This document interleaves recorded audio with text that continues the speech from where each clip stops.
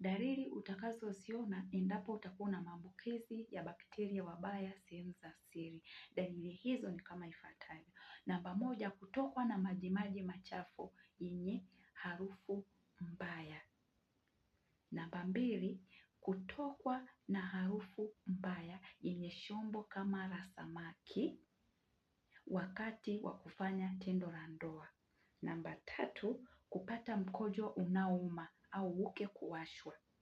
Namba nne, maumivu makali kwenye tumbo au chini ya kitovu. Unakuwa unahisi maumivu makali sana endapo kama utakuwa una hao bakteria wabaya sehemu zako za siri.